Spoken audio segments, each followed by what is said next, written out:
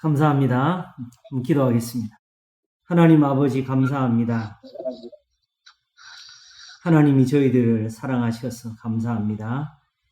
오늘도 귀중히 주시는 이 시간을 하나님이 아끼시고 주님의 귀한 은사들을 더하소서. 감사하고 예수님 이름으로 기도합니다. 아멘.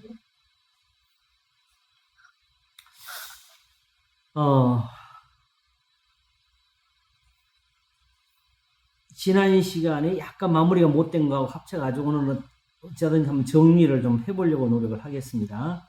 오늘은 일단 그래서 제목을 많이 생각을 했는데 오늘 이걸 정리를 해가면서 풀어가는 그 단서가 되도록 제목을 정했습니다. 사단은 어떻게 하나님의 원수가 되는가? 지난번에 사무엘하 12장에서 그 선지자가 말하기를 여호와께서 당신의 죄를 사하셨거니와 이 일로 인하여 여호와의 원수로 해방할 거리를 얻게 했다고 했잖아요. 그렇죠? 네. 그 여호와의 원수라는 그 표현과 관련해 가지고 또 우리가 정리를 할 수 있는 것이 있는 것 같아요. 항상 우리가 지금 계시록 12장 7절에서 17절 사이를 자주 보고 있는데 사실 여기서 보게 되면 거의 뭐 하늘의 전쟁을 표현했으니까 그렇죠. 네. 이런 원수가 사실은 어디 있겠어요? 사실은 성경에서 원수라는 표현이 쓰였을 때는 어떤 감정적인 그 관계를 표현하는 데 쓰는 것이 아니고 실질적으로 다윗에게나 이스라엘에게 있어서 원수들은 다 전쟁하는 사람들이었고 죽이려는 사람들이었고 그랬지요. 자기보다 힘센 사람들이 괴롭힘을 주는 그 관계를 가지고 원수라고 하는 것이지 어떤 철학적이나 또 윤리적인 면에서 뭐 마음으로 뭐 상처를 받았다든가 하는 이런 쪽의 표현으로 원수를 말하는 것은 아닙니다. 그러므로 실제로 성경의 원수는 무서운 거예요.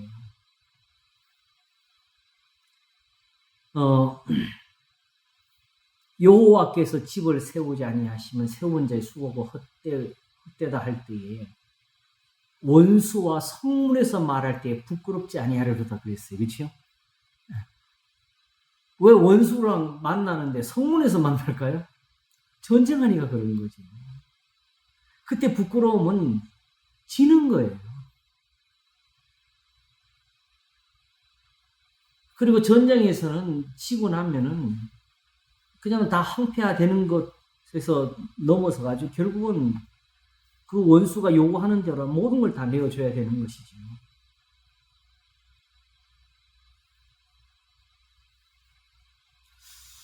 오늘 여기까지 설명이 가능할지 모르겠는데 하늘의 계시록 12장 7절 거기 한번 다시 보면서 여기를 우선 조금 풀고 넘어가도록 하겠습니다. 하늘에 전쟁이 있으니 미가엘과 그의 사자들이 용으로 더불어 싸울세. 용과 그의 사자들도 싸우나 이기지 못하여 다시 하늘에서 저희 있을 곳을 얻지 못한지라 그랬죠. 그렇죠? 우선 이 싸움에 대해서 충분히 한 구절로 우리는 많은 상상을 할 수가 있어요. 하늘에 전쟁이 있으니 미가엘과 그의 사자들이 용으로 더불어 싸울세. 용과 그의 사자들로 싸우나. 이 구절만 보게 되면은 지금 막 그 영적인 무시무시한 전쟁이 막 벌어지는 것처럼 보여요. 그죠? 자, 그러면 천사들이 몇 명이나 죽었을까요? 귀신들은 몇 명이나 무덤을 만들고. 우선 이 상상 자체가 이게 말이 안 되는 거죠. 왜 그러냐 하게 되면은 일단 우리 머릿속에 들어있는 영적 세계는 정확히 말해서는 우리가 생각하는 우리가 육체를 가진 그 사람들이 다치고 죽는 것 같은 그런 것은 없는 것이 영적인 세계잖아요. 우리가 생각하는 게 그렇지요? 그러면 더군다나 이 싸움을 그렇게 상상하면 이거 큰 잘못이죠. 지금 세계 사방에서 지금 전쟁이 점점 더 커져가고 그치질 않고 있는데 아무리 큰 나라가 해도 미국 지금 뭐 내가 지금 조금 뭐라 그랬어요. 미국까지 큰 나라가 싸우는데도 저렇게 끝내지를 못해요. 결국 미군들도 다치고 미국 비행기도 추락을 하고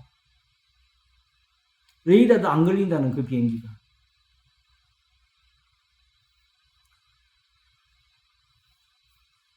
그래서 정치하는 사람들이 너무 자기 우월감에 자기 정치를 위해서 또 전쟁했구나 생각을 또 해봐요. 근데 어쨌든 이런 전쟁에서는 사실은 이기는 쪽에도 결국은 피해가 있는 게 전쟁인데 하늘에 전쟁이 있을 때는 무슨 일이 벌어졌을까? 사실 흔히 우리가 그 영화나 또 소설이나 만화에서 표현하게 되면 뭐 세상에 원자폭탄보다 더한 무기들이 막 슝슝 불떠고 막 쏟아져 나가고 막 몰아붙이는 그런 표현들도 해야 되는데 또 거기서는 모순이 되는 게 그런 싸움을 할 능력이 있는 것들이 인간 세계를 꼭 뺏어가지고 치료를 해야 되겠다는 그 이유를 가지는 게 그게 거기서 모순이죠. 그냥 자기들끼리 싸우고 자기들끼리 뺏어오는데 인간 세계는 아무것도 아니야. 언제든지 밟을 수 있는 곳인데. 자, 그럼 여기서 우선 이 단서를 위해서 여기서 먼저 한번 살펴보겠습니다. 바로 10절 보겠습니다. 9절에 보니까 어떻게 했냐면 9절부터 큰 용이 내어 쫓기니 그랬죠. 그렇죠?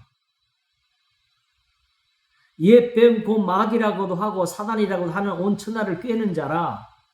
하는 일이 뭐냐? 온 천하를 꿰는 자였고 그래서 땅으로 내어 쫓겼어요. 자, 우리가 또 생각을 또 해봅시다. 이 땅은 그러면 이제 마귀 겁니까? 하늘도 여호와의 것이요 땅도 여호와의 것이죠.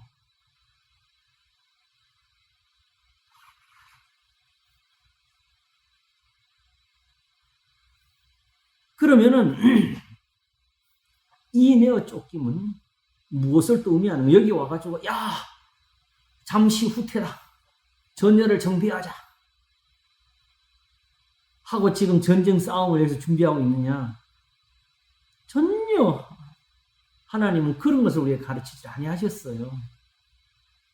그리고 생사화복이 하나님께로부터 나오는데 마귀가 세상에 살 수 있는 없다는 걸 그래 처음부터 짚고 나왔잖아요. 그러면 이 내어 쫓김 무엇인가 10절을 보겠습니다. 내가 또 들으니 하늘에 큰 음성이 있어 가로되 이제 우리 하나님의 구원과 능력과 나라와 또 그의 그리스도의 권세가 이루었으니 우리 형제들을 참소하던 자 곧 우리 하나님 앞에서 밤낮 참소하던 자 결국 하던 일이 뭐였냐 하게 되면 와서 하나님하고 전쟁을 하면서 천사들을 나와 막 북을 치고 화염을 날리면서 싸우는 게 아니라 밤낮 거기서 참소를 하던 자가 쫓겨났대요. 그리고 또 하나 봅시다. 앞에 바로 10절 이제 우리 하나님의 구원과 능력과 나라와 또 그의 그리스도의 권세가 이루었으니 그러면 예수님이 오셔서 뭘 하셨어요? 여기서 군대를 만드셨어요? 예수님 잡혀서 십자가에 고난받으시고 부활하신 것밖에 아무것도 없어요.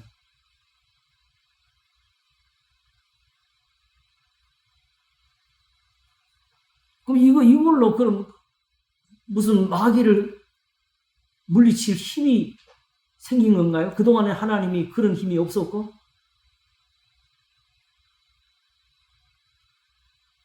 이런 표현들 속에 있는 이 비밀들을 우리가 사실은 모르고 있는 건데, 이 모든 것이 다 왜 이런 일이 이렇게 벌어지느냐?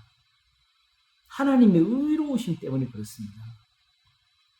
마귀에게 참수할 기회가 있는 거.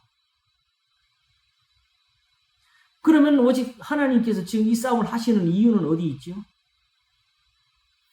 바로 11절.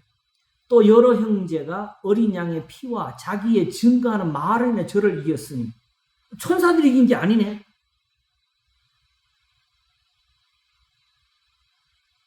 그치요? 그리고 그들은 죽기까지 자기 생명을 아끼지 아니했도다. 그러면 이제 생명을 아끼지 않아 죽었으니까 이 양반들 천국에 있는 현충원에 묻혀야 됩니까? 아니잖아요. 여기서는 그 구원을 의미하는 거지요. 그러면 전혀 여기에 있는 것들이 우리가 가지고 있는 어떤 영적 세계에 대한 어떤 개념이나 이런 것들로 풀어낼 수 있는 것이 전혀 아니었어요. 제가 지금 이 부분을 지금 먼저 짚고 넘어가는 이유는 여기서 나오는 영적의 전쟁의 의미를 우리가 조금 짚을 필요가 있어서 그래요. 무엇 때문에 싸웠을까요? 자, 마귀가 하는 일이 뭐냐 하게 되면은 사단이라고도 하면서 온 천하를 꿰는 자라 했고, 하나님 앞에서 밤낮 우리 형제들을 밤낮 참소하던 자가 쫓겨났어요. 그치요?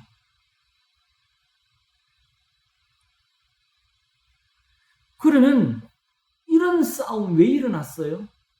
지금까지 우리가 본 대로 하나님께서 세상을 사랑하신 거지요. 죄인들을 구원하시겠다는 거지요.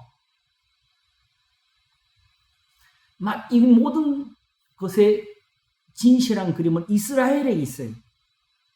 이스라엘이 그렇게 하나님을 배반하고 떠났고 악하게 하나님을 정말 원수처럼 여기며 살았어도 하나님이 말씀하시기를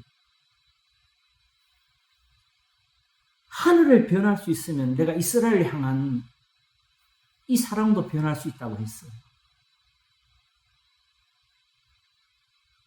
이스라엘이 바벨론에 무너졌을 때 그들 눈에도 그랬고 세상선을 보기에도 그렇고 이스라엘은 이제 끝났다였죠. 그런데 바로 그 이스라엘을 향해서 하나님은 여전히 선지자들을 보내셨고 그들을 거기서 다시 살리시겠다고 하나님께서 말씀을 그치질 아니하셨어요. 그래서 예레미야가 후반까지 나오고 에스겔이 또 이어지고 다니엘이 나오고 이러는 거죠.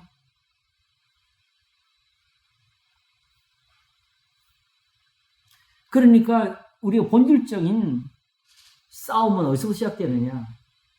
하나님이 세상을 사랑하신 게 원인이 되는 거예요. 구원을 얻을 수 없는 사람들을 하나님은 구원을 주시려고 하시는 것이고 의로움이 없는 사람들에게 의를 이루시려고 하시는 거고 그러니까 마귀는 하나님 앞에 뭘 얻는 거지? 하나님이 그러실 수가 있냐는 기회를 얻은 거지요. 그래서 이런 현상이 벌어진 거죠. 곧 마귀라고도 하며 사단이 온천을 꿰는 자라 하면서 밤낮 우리 하나님 앞에서 우리 형제들을 참소하던 자라는 모습으로 살았고 그럼 이제 마귀가 하는 일에서 하늘의 전쟁은 어떻게 벌어지느냐? 마귀는 끝까지 뭘 위해 싸우는 거죠? 하나님 앞에 참소할 것을 위해 싸우는 거죠. 대적할 것. 그러면은 이제 하나님의 천사들은 무슨 일을 해야 되겠어요? 천사들, 하나님, 저희들에게 맡겨주십시오. 우리 가서 마귀를 다 때려잡겠습니다. 하고 나가 싸워야 되겠어요? 하나님이 그걸 안 하고 계시는 거잖아요. 전에 한번 그 이야기 해드렸지요. 모세의 죽음에 대해서 천사장하고 마귀하고 서로 대적할 때 천사라도 마귀에 대해서 감히 회방하지를 못하고 이렇게 꾸짖었대요. 주께서 너를 꾸짖으시고 원하노라 했대요.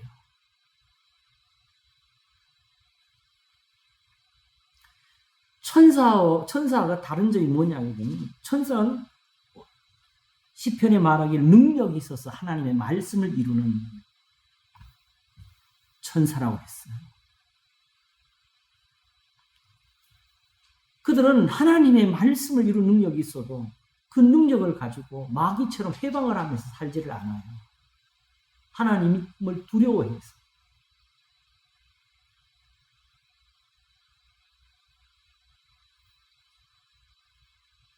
그러면 이 천사들이 하는 일은 뭐겠어요? 바로 하나님의 일을 하는 거죠.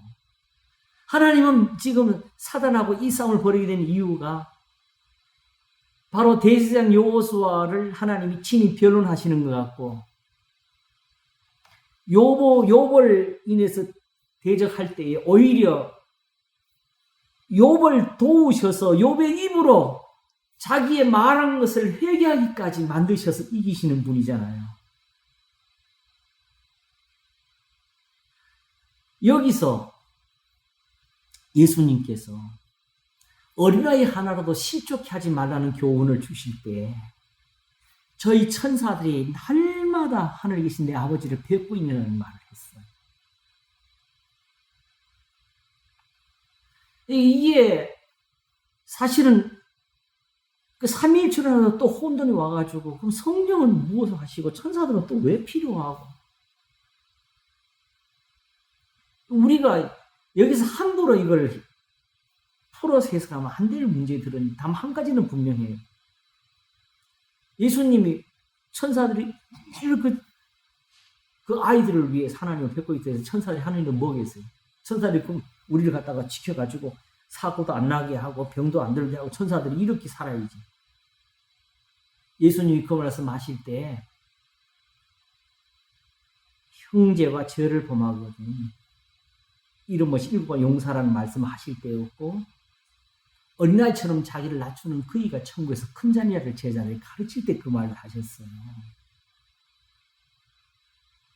그러면 천국에서 어린아이와 같이 자기를 낮추는 그이가 큰 자녀를 했을 때에 세상에서 천국으로 해서 가장 소중한 은사는 그거였잖아요. 그러면 진실로 어린아이들이라도 정말은 이걸 펴고주라는 뜻이에요. 무시하지 말고. 여기서 실족하면 어린아이 하나라도 실족하지 말라는 말은 제자들이 지금 천국에서 누가 크니까 하고서 물을 때에 어린아이를 세워서 어린아이처럼 자기를 낮추는 그이가 큰 자니라던 이 교훈을 그들에게 주실 때에 어린아이 하나도 이렇게 실족시키면 안 된다고 하는 것이지요.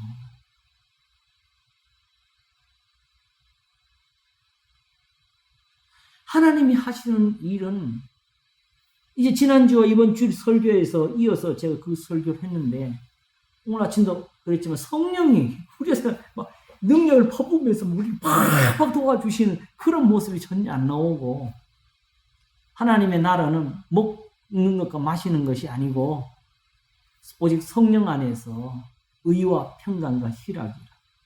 그것도 전찰에서 이제 들여다보니까 세 가지 은사가 아니고 원래 우리가 원하는 것은 정확히 말해서 사람이 바라는 것은 의로움도 아니고 평강을 얻고 기쁨을 얻는 거예요.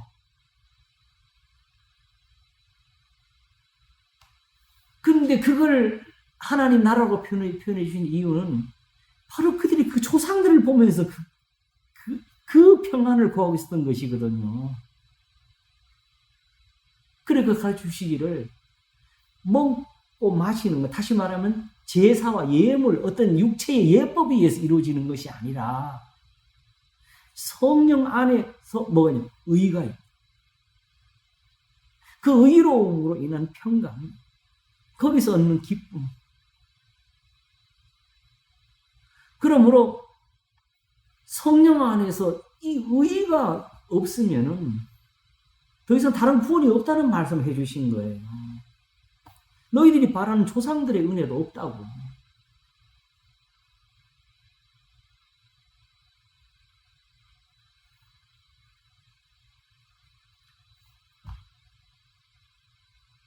그러므로 예수님이 성령을 말씀하실 때에 성령이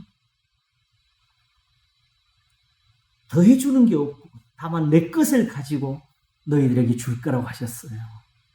그래서 성령이 와서 새로 설교를 하고 막 뭘 진리를 퍼붓는 게 아니라 지금은 너희가 내 말을 감당하지를 못하지만은 성령이 오시면 그가 모든 것을 기억나게 하시고 가르치시고 깨닫게 하실 거라.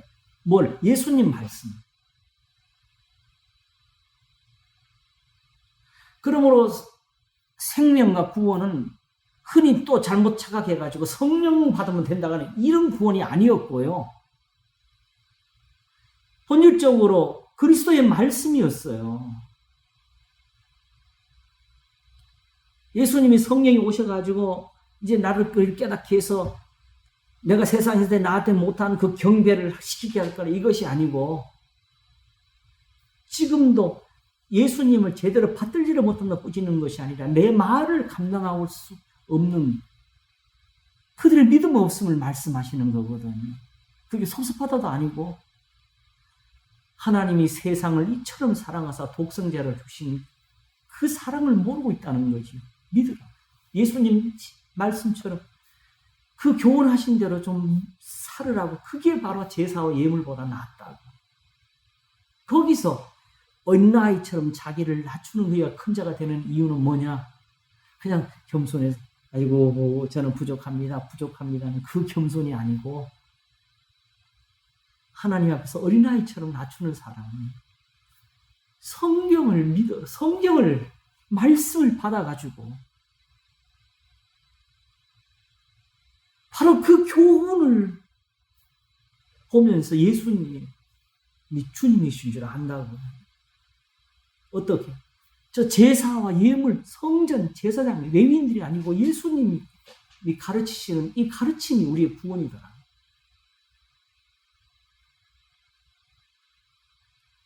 그래서 너희가 내 안에 거하고 내 말이 너희 안에 거하면 무엇이 원하는 대로 구하라. 그러면 이루자는 이 말씀이 이루어지게 되는 거지. 하나님, 예수님은 지금 하나님의 이 구원에 대해서 말씀하시는 거예요.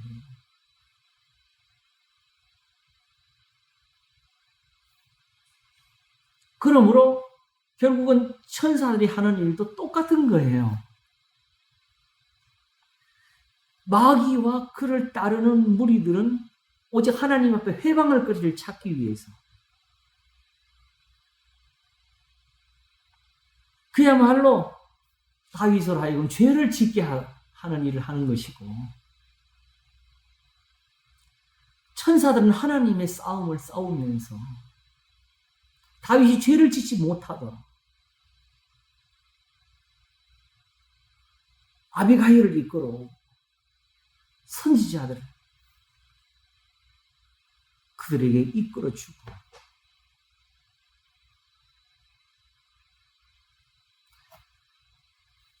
모든 사람이 이 교훈을 듣도록 하는 이것이 마귀와 천사들 사이에 있는 전쟁입니다. 근데 문제는 본질적으로 지금 이 전쟁의 첫째 목표가 어디서 이야기되면 이스라엘이거든요. 택하신 자들이거든요.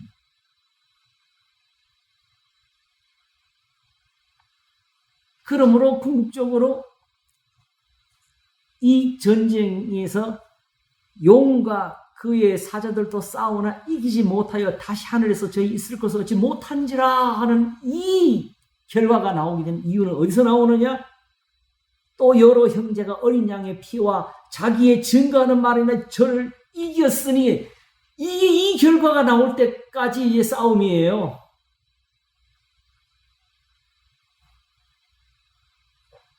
여기에서 다니엘에서도 천사들이 싸움이 표현이 나오지요. 우리를 막았다고. 이제 그게 오늘 사도 바울에게서 우리가 그 싸움을 또 확인하게 될 겁니다.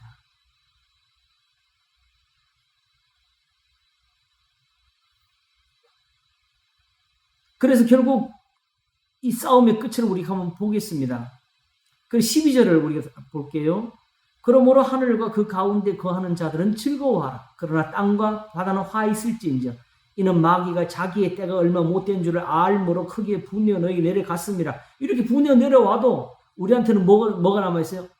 근신하라 깨어라 하는 이 믿음의 싸움이 남게 돼요.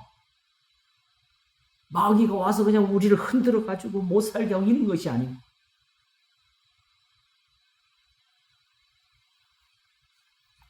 근데 그렇게 마귀와 싸우는 일이 벌어지게 될 때에 베드로전서는 그때 사실은 성도들이 불같은 고난을 받고 있었어요.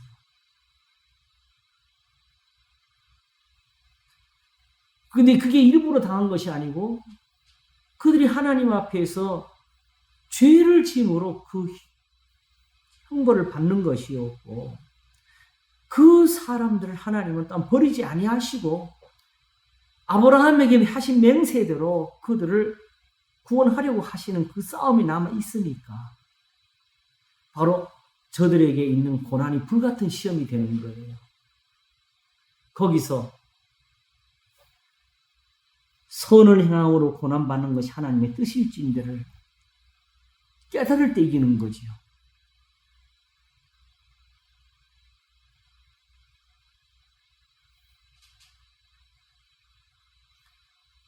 그러므로 이 결과를 보게 되면은 13절에 용이 자기가 땅으로 내어 쫓긴 것을 보고 남자를 낳은 여자를 핍박하는지라. 이것은 제가 볼 때는 구약에서는 이스라엘이었고 신약에서는 이제 하나님의 교회가 되는데요. 14절에 그 여자가 큰 독수리의 두 날개를 받아 광야 자기 곳으로 날아가 거기서 그 뱀의 낯을 피하여 한때와 두때와 반때를 양육하더니, 이것도 뭐 해석하려고 뭐 한때가 1년이냐 뭐 1000년이냐 별 해석들을 다 해야 되는데, 이거 우리가 하나님이 이거 풀라고 하지 않으셨으니까 걱정하지 말고 뒤를 잘 봐야 돼요. 여자의 뒤에서 뱀이 그 입으로 물을 강같이 토하여 여자를 물에 떠내려가게 하려 하되 땅이 여자를 도와 그 입을 벌려 용의 입에서 토한 강물을 삼키니 용이 여자에게 분노하여 돌아가서 그 여자의 남은 자손 곧 하나님의 계명을 지키며 예수의 증거를 가진 자들로 더불어 싸우려고 바다 모래 위에 섰더라 하면서, 결국 마귀가 싸우는 대상이 누가 됐어요? 하나님의 계명을 지키며 예수님을 믿는 사람들.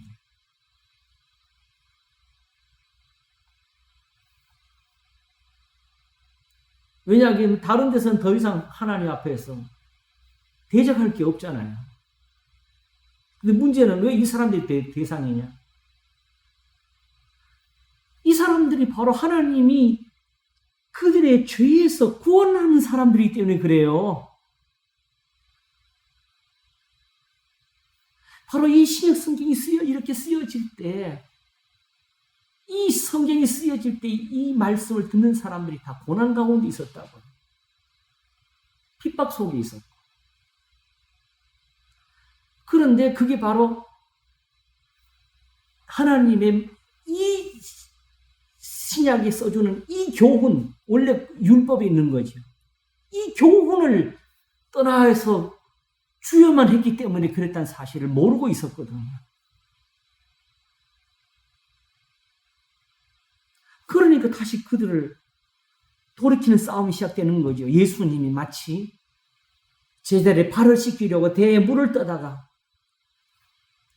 그들을 깨우치시는 것처럼. 보십시오.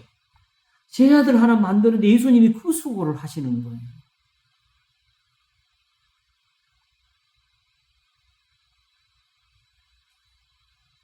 하나님이 이런 분이라는 걸 우리가 배워야 되지.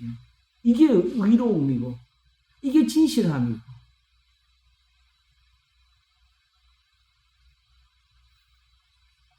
사실 이 요새 이제 이렇게 성경을 보다 보니까 새롭게 느껴지는 게 하나 있는데, 신약 성경에 진짜 깨끗함이라는 표현이 엄청 많이 나옵니다. 정결함이라는 거. 근데 사실은 이 표현이 구약에서 성전에 나아갈 때 율법에서 가장 많이 쓰는 표현 아니겠어요?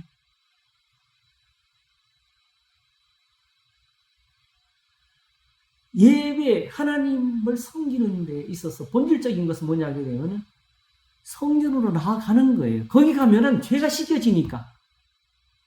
그쵸? 오늘 아침에 잠을 깨는데 우리 거실에서 핸델의 메시아가 막 울려 나오는 거예요. 우리 사모님이 아침에 그걸 틀어놓고 듣고 있더라. 근데 그 메시아에는 정말 좋은 노래가 많잖아요. 우리가 제일 많이 기억하는 건 할렐루야가 있고, 그죠? 사실 그 앞뒤로 더 좋은 노래들이 많이 있죠. 죽임 당하신 어린 양 하면서 주님이 다시 살아나시는 거 마지막에. 그런데 저는 그 메시아를 들을 때 제일 충격을 받은 노래가 하나 있어요. 아침에도 그 이야기 했는데, 이 핸델이, 나는 핸델이 그거 사실 요즘 말하게 되면 그 주문 생산이거든요. 부탁을 받아가지고 그걸 썼다고 들었거든요. 보름 만에. 근데 그 가사가 참 완전 성경 구절이에요. 이사야, 누가복음, 고린도전 15장, 계시록. 성경 구절을 그냥 갖다가 썼어요. 그게 다 연결해요. 근데, 과연 이 가사를 이렇게 쓰는 사람이 정말 이렇게 성경을 정말 알았을까 하는 생각을 해보는 거예요. 그 중에 가장 충격적인 게 뭐냐면 하면 이사야에 나오는 거. 하나님께서 이스라엘을 회복시키려고 하실 때 레위인들을 깨끗게 할 것이라는 예언이 있어요. 깨끗게 하시리 레위 자손을. 우리말로 번역된 가사가 이렇게 돼요.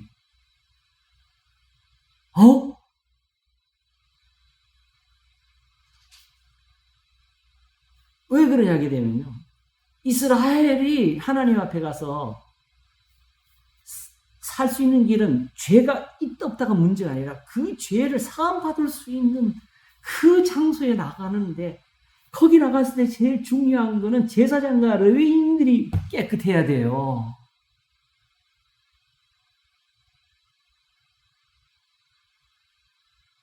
그들이 살아있으면 제사가 사는 거지. 죄인들이 나가서 그렇게 씻음을 얻는 장소니까.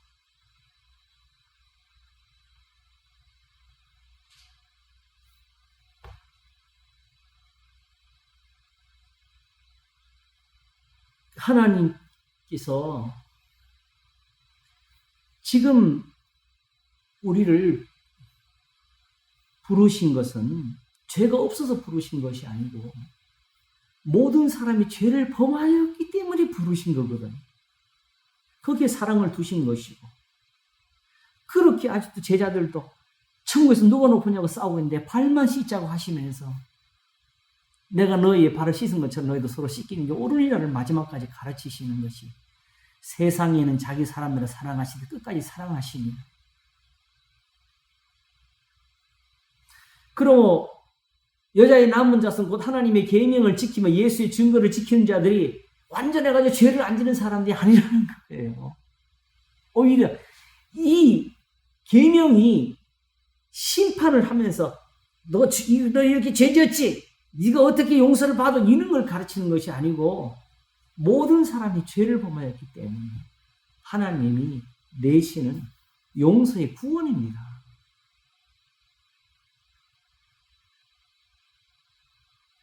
그러므로 계명을 지켰다고 내가 자랑을 갖는 게 아니에요. 공을 쌓는, 누가 공로를 쌓냐면 무슨 공로가 쌓여요. 자기 아들을 아끼지 않고 우리 모든 사람을 내어주시니까 어찌 모든 것을 은사로 주지 아니하시겠냐는, 거기에 들어있는 은사지요. 누가 우리를 그리스도의 사랑에서 끊으리요?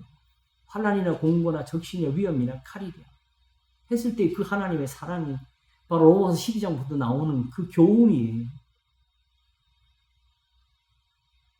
악에게 지지 말고 서로를 악을 이기라는 그 말씀. 내 원수가 줄이거든 먹이고 목마르거든 마시라는 그 화평의 말씀. 그래서 화평케 하는 자들은 복이 있나니 저희가 하나님의 아들의 일컬음 받을 것이요. 그들이 그토록 사모하는 조상들이 가진 이름이죠. 그게 바로 하나님 나라예요.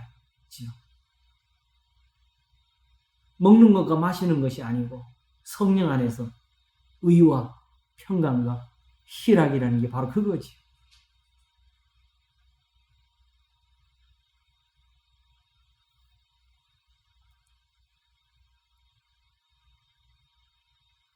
그러므로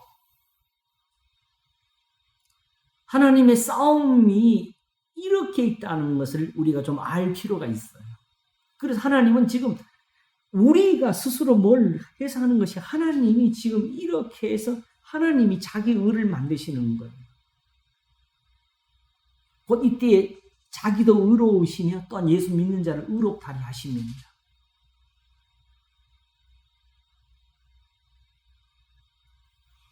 그럼 이 일을 하려고 하는데 이 일을 해방하는 것보다 하나님께 원수가 어디 있겠어요? 그렇죠?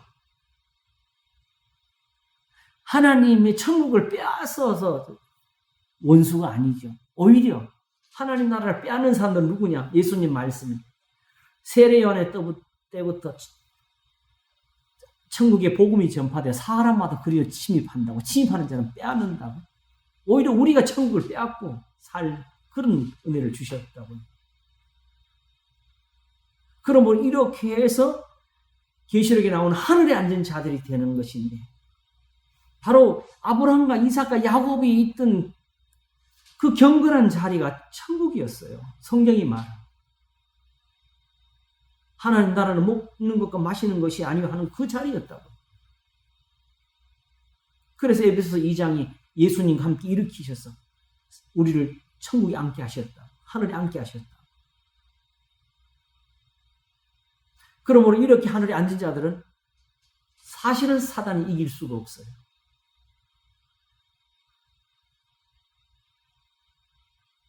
그래도 불구하고 마귀는 노릴 게 그게밖에 없어.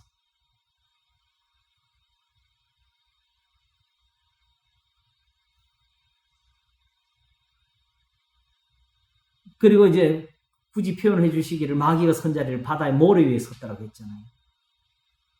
그러면 야고보서에 나온 대로 마귀를 대적하라. 그럼 어떻게 돼? 그럼 너희를 피하리라가 나오게 되는 거지.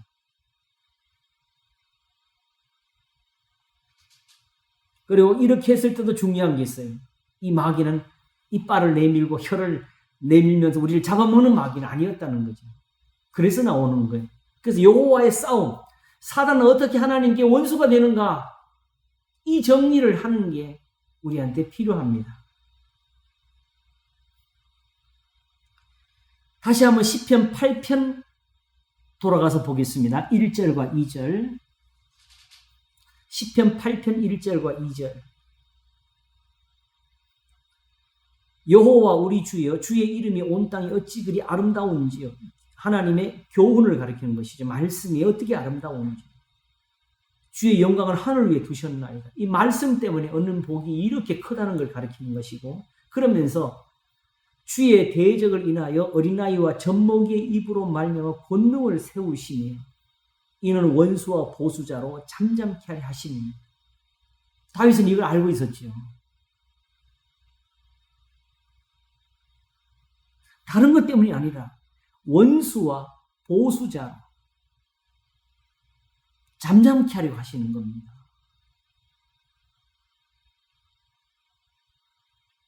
그래서 여호와여, 내가 큰 일과 미치지 못한 기이한 일을 힘쓰지 아니하나이다 하면서 내가 내 마음을 평온케 하기를 젖된 아이가 어미 품에 있은 것 같게 하였나니 실로 나의 마음이 젖된 아이와 같도다 하면서 사울의 손에 쫓길 때도 나발에 의해서 정말 분을 내면서 그 원수를 갚을 그 지경에서도 하나님 앞에서 이 마음을 갖는 은혜를 얻었지요.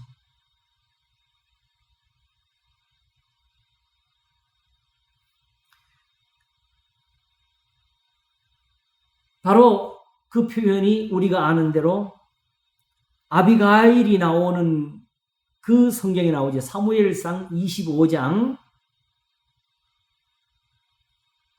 이제 나발이 다윗을 욕보이니까 다윗이 화가 나서 내일 아침까지 그 집에 남자들을 한 명 남겨두면 하나님이 나한테 벌을 내리고 또 내리셔도 된다고 하면서 화를 내면서 내려갔지요. 부하를 데리고.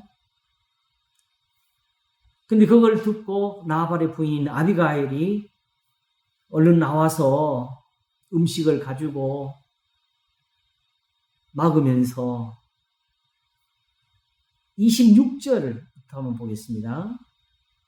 내 주여 여호와께서 사시고 내 주도 살아 계시거니와 내 주의 손으로 피를 흘려 친히 보호하시는 일을 여호와께서 막으셨으니 내 주의 원수들과 내 주를 헤아려 하는 자들은 나발과 같이 되기를 원하나이다 하면서 여종이 내 주에게 가져온 이 예물로 내 주를 좇는 이 소년들에게 주게 하시고 주의 여종의 허물을 사하여 주옵소서.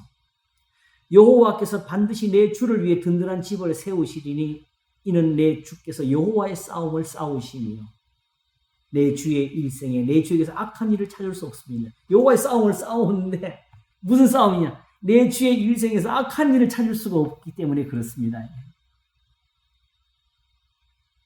그러면 지금 바로 이렇게 이 여인의 말을 듣고 솟아오른 분을 죽이면서 하나님께 그 사람을 맡겨두는 것이 이게 바로 여호와의 싸움이지. 왜? 만일 그렇지 않았으면은 어쩌면은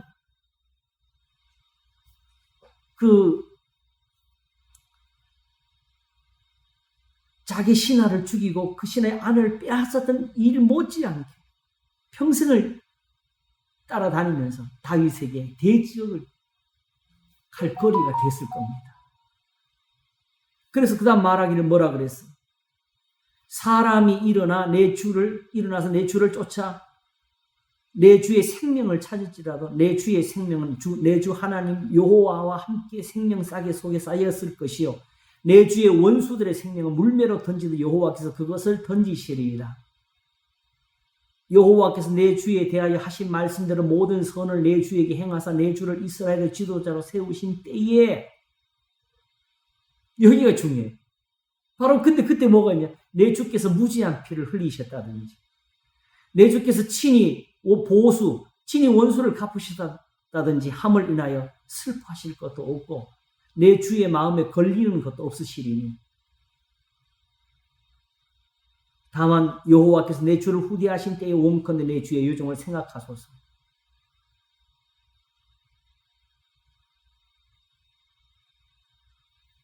비록 하나님이 다윗에게 허락하신 일을 이루어서 왕이 되어 탈지라도 이 후회하실 일이라는 것은 곧 원수에게 해방할 거리를 얻게 하는 것이거든요.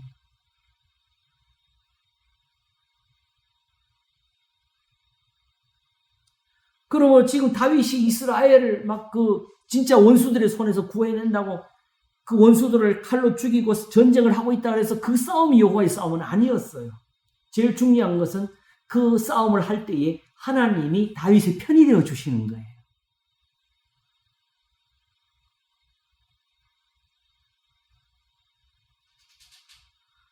그러므로 이렇게 해서 하나님의 싸움을 싸우니까 시편 18편이 나와서 나의 힘이 되신 여호와여 내가 주를 사랑하나이다라는 이 찬송을 얻게 된 거지요. 하나님께서 나를 가르쳐서 전쟁을 하게 하신다고.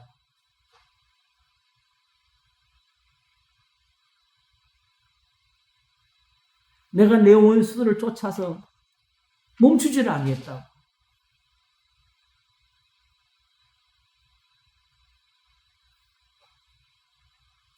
그래서 바로 이 여인을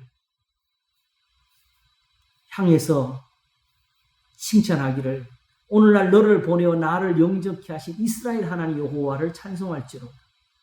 또 내 지혜를 칭찬할지면 또 내게 복이 있을지로다. 오늘날 내가 피를 흘릴 것과 친히 보수하는 것은 내가 막았느니라.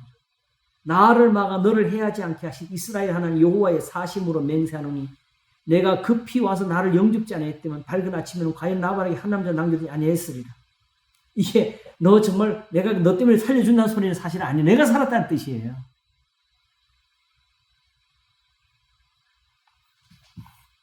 다윗이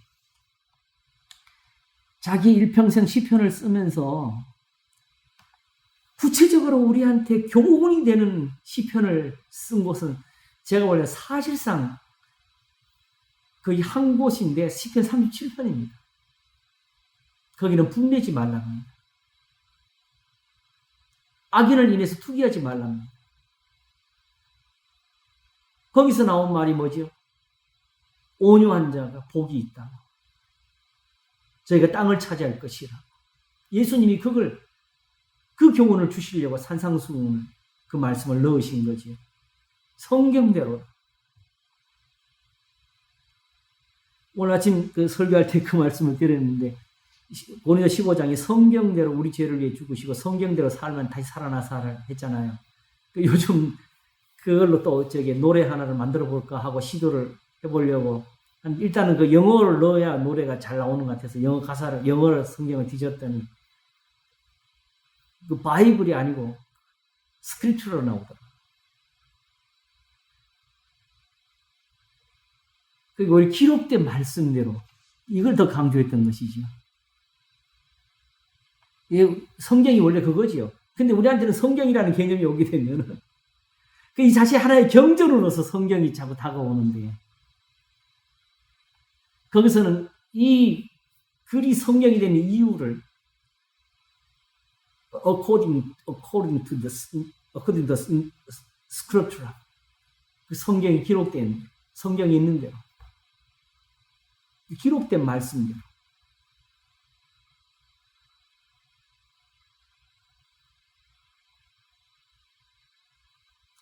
이렇게 해서 사실은 다윗 같은 사람을 핍박하는 사람이 뭐가 되냐면 여호와의 원수가 되었다. 왜냐? 단지 하나님이 사랑하는 사람을 미워해서가 아니고 다윗한테는 뭐가 있어요? 의로운 싸움이 있거든요. 여호와의 싸움을 싸우는 게 있거든요.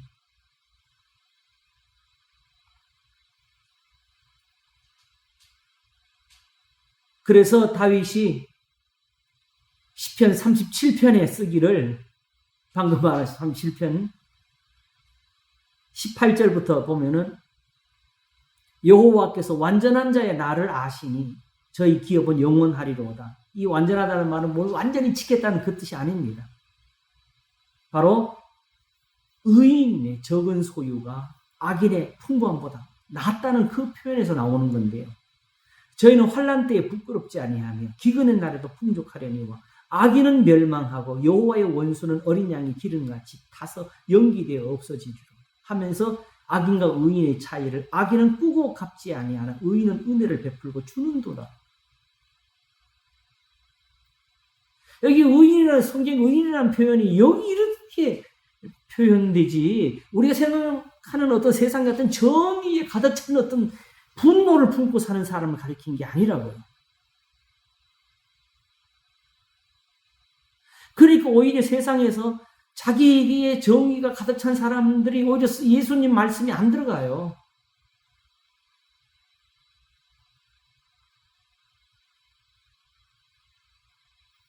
그걸 배울 기회가 없지요. 그래서 25절부터 조금 보겠습니다. 내가 어려서부터 늙기까지 의인이 버림을 당하거나 그 자손이 걸식함을 보지 못하였다. 저는 종일토록 은혜를 베풀고 꾸어주니 그 자손이 복을 받는도다 하면서 결론은 악에서 떠나 선을 행하라. 그리하면 영영이 거하리니 여호와께서 공의를 사랑하시고 그 성도를 버리지 아니하시며 저희는 영영이 보호를 받으나 악의 자손은 끊어지리라. 기도 열심히 하는 사람을 사랑하시는 게 아닙니다. 세상 말로 예배를 잘 드리는 사람을 사랑하시는 것이 아니고 하나님께 무엇을 많이 바치는 사람을 사랑하시는 것이 아니고 악에서 떠나 선을 행하라는 이 교훈이 있어요. 그리고 이 악의 선은 세상이 말하는 어떤 윤리와 도덕의 기준이 아니고 하나님이 의로 여기시는 사람. 시편 37편 주제가 뭐라 그랬죠? 노를 버리고 분을 그치라라 그랬잖아요.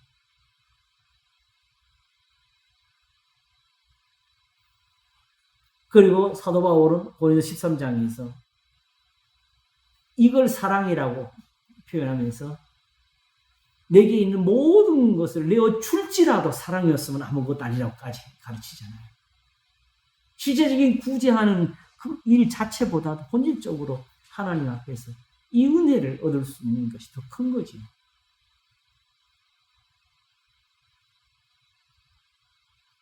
이 은혜에서 참음이 나오고 이 은혜에서 사랑이 나오는 거고 이 은혜에서 베품이 나오는 것이지. 단순히 이걸 떠나서 가지고 그냥 단순히 사람의 어떤 행동을 가지고 의로움을 평가하는 게 아니라고.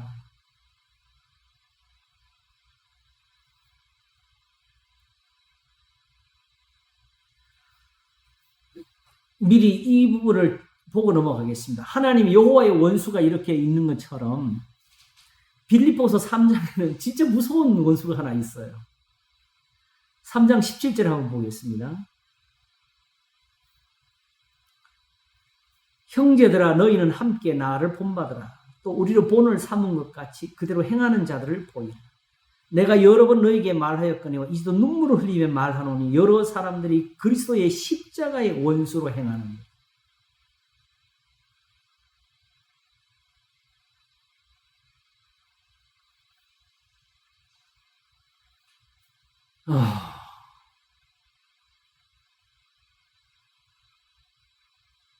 이거보다 두려운 게 어디 있어요? 왜냐하면 여기가 구원인데.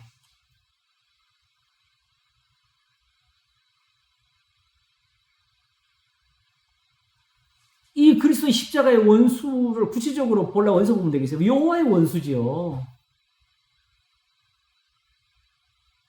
그러니까 결국은 이들이 말로 자기가 마귀가 안 돼도 그들의 행동에서 마귀가 나오는데요. 뭐냐? 바로 세상 종교입니다. 우상이 왜 악한 것이냐? 거기는 예배는 있고 기도 있고 바치는 거 있는데 교훈이 없어요. 하나님이 우상을 꾸짖을 때는 나처럼 말을 하고 나처럼 이런 신이 있겠냐면서 우상은 말 못하는 우상이라고.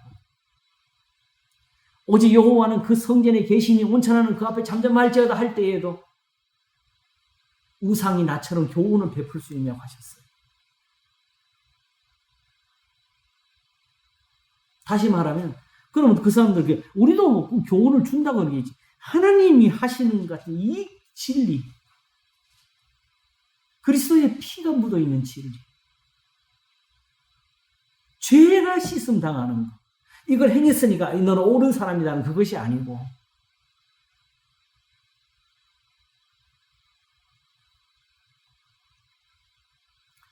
그래서 저희의 마침은 멸망이요 저희의 신은 배요 그 영광은 저희의 부끄러움이 있고 땅 위를 생각하는 자, 이게 나오게 되죠. 요한 1서가요 5장 맨 마지막 마치는 데서 무슨 말을 했느냐. 요한 1서 5장 21절 마지막이 이겁니다. 바로 읽을게요. 자녀들아 너희 자신을 지켜 우상에서 멀리하라.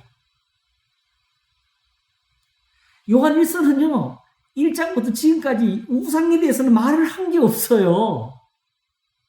오직 무슨 말을 했어요? 사랑하라. 마지막까지 이걸 하면서 마지막을 너희 자신을 지켜 우상에서 멀리하라. 이 교훈이 없으면은 하나님께 드리는 예배도 우상에게 바치는 거라는 이 교훈을 낸 거지요. 이게 진짜 종교개혁자들이 오늘 같은 예배를 만든 이유지요. 카톨릭에서 벗어나서.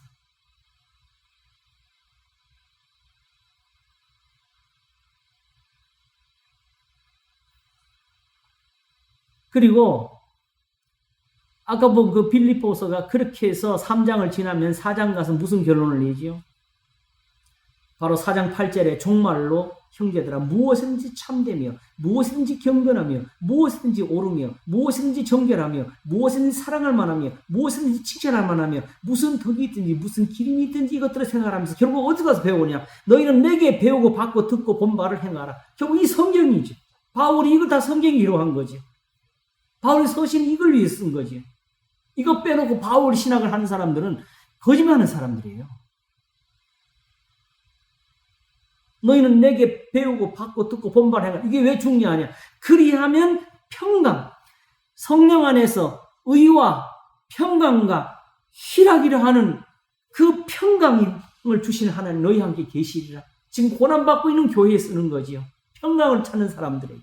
그리하면, 그러므로 다른 이렇게 말했을 거예요. 나는 이렇게 하라고 하나님 앞에서 내 중심을 가지고 섬긴다면 좋아요. 그까지는 좋아. 그러나 한 가지는 분명히 평강의 하나님은 거기 안 계시는 거지.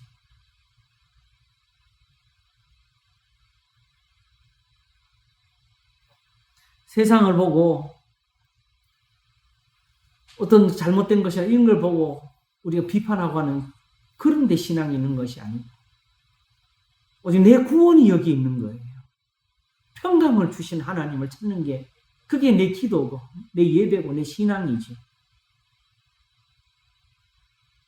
이 세상에서는 배나 받고 오는 세상에서 영생을 얻지 못할 자 없느니라 하신 그 사랑이지. 그래서 경건은 범사 유익하니 금생과 내생이 함께 유익하니라. 이 세상에서도 이렇게 살고 오는 세상도 이렇게 가는 거.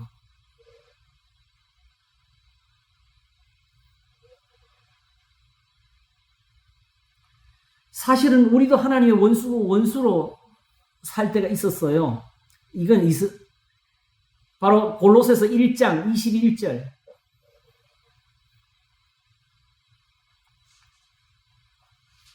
전에 악한 행실로 멀리 떠나 마음으로 원수가 되었던 너희를.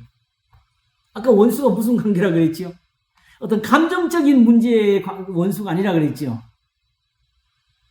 원수하고는 항상 성문에서 맞닥뜨리면서 거기서 이기든지 지든지 둘 중에 하나가 나와서 원수와 말할 때 성문에서 부끄러움을 당하지 아니하리라가 이게 하나님의 교훈에 들어가는 거지. 다시 말하면 하나님의 원수였으니까 우리가 하나님의 진노를 받고 있었다는 뜻이죠. 뭘로? 전에 악한 행실로 멀리 떠나 마음으로 원수가 되었던 너희를 그랬어. 그러면 이제 예수님 안에서 우리에게 주신 은혜는 뭐겠어요? 다시 하나님과 가까워지지 않은 것이죠. 그래서 만일 이제는 그의 육체의 죽음으로 말미암아 화목케 하사 너희를 거룩하고 흠없고 책망할 것이 없는 자로 그 앞에 세우고자 하셨습니다. 만일 너희가 믿음에 거하고 터 위에 굳게 서서 너희 들은 바 복음의 소망에서 흔들리지 않으면 그리하리. 오직 이 교훈 하나님의 말씀에서 서 있으면은 그거는 흠이 없는 거다. 왜냐하면은 내가 완전해서가 아니고 거기는 씻음이 있고 거기 용서가 있고 거기는 세워주시는 하나님의 의가 있으니까 거기는 하나님이 사단을 꾸짖는 게 있으니까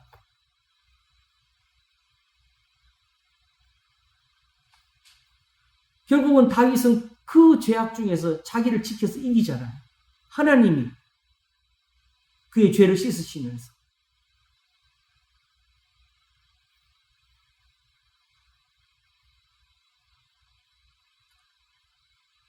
요한 1서 3장을 보겠습니다. 요한 1서 3장 4절부터 보겠습니다. 죄를 짓는 자마다 불법을 행하나니 죄는 불법이라. 이 불법은 이거 어디 성경이 어떤 언어든지 우리가 가지고 있는 개념으로 접하면 안 돼요. 그러면 또 세상에서 법을 안 지키면 다 죄 짓는 건 이런 여기서 그 해석은 아니고요. 불법이란 말이 무슨 불법 이야기 되면 하나님 앞에서 지금 이걸 하지 않는 사람들도 자기들대로 예배를 하면서 자기들은 구원 얻었다고 자랑하는 그때 이 말을 하는 거예요. 더 이상 죄를 지으면 불법이니까 예배도 안 된다. 기도도 안 된다는 표현을 하는 게 이게 불법이라는 뜻. 그래서 죄는 불법이다. 그 죄를 지었으니까 이제 와서 천국과 지옥 여기서 갈리는 뜻이 아니고 지금 어떤 데서 불법이냐 하게 되면은 죄인들이 의롭게 되는 그 과정에서 일어나는 불법이 나오는 거지요.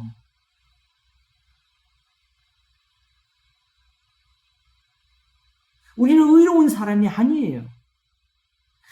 우리가 소위 말 세상 누가 말한 것처럼 하나님의 계명을 완전히 다 지켜도 우리는 여전히 죄인들이다. 문제는 그 죄에서 씻음이 돼야 되는 거예요. 우리가 하나님 앞에서 얻은 그 은사가 우리에게 그대로 은혜가 돼야 되거든요.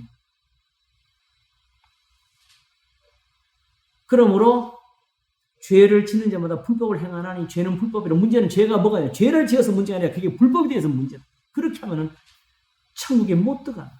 구원을 얻지를 못한다. 그렇게 하면 기도가 막힌다. 그렇게 하면 예배가 안 된다. 아무리 성경을 외우고 거기 있는 걸 흉내를 내도 그게 소용이 없다. 그러니까 제일 중요한 거는 예수님이 오신 이유. 5절 그가 우리 죄를 없이 하려고 나타내신 바 된 것은 너희가 아나니 그에게는 죄가 없니. 이 말은 왜 했느냐. 유대인들이 예수님 믿는 사람들이 자기들대로 율법대로 안 행한다고 그 우리가 참 악하다 그러거든요.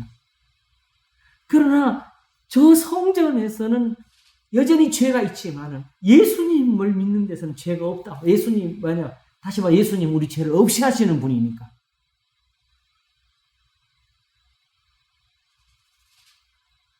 그래서 우리가 예수님의 말씀대로 사랑하고 용서하고 하는 그 있으면 그것 때문에 내가 하나님의 의로운 사람이 아니고 그게 우리 죄를 씻어서 그런 겁니다. 그게 바로 예수님이 피 흘리심으로 된 은혜입니다. 예수님 피 흘리심이 없으면 그런 계명이 아무런 의미가 없습니다.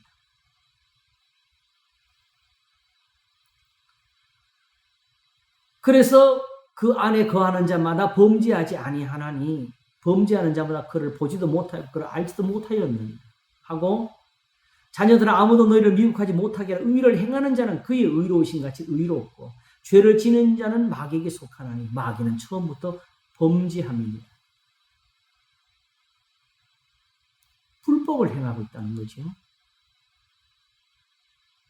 죄를 지는 자가 마귀에게 속하게 된 이유는 아까 그랬잖아요. 어쨌든 이 성경이 가르친 대로 이 교훈을 따르지 않더라도 자기들대로 예배가 남았거든요. 서로 사랑하는 이 교훈을 받들지 아니해도 자기들 아직도 하나님 기도하고 있거든요. 이게 대적이죠. 이게 마귀죠. 마귀가 하는 게 사단. 이렇게 하고도 복을 받을 수 있다는, 이렇게 하고도 구원을 얻을 수 있다는.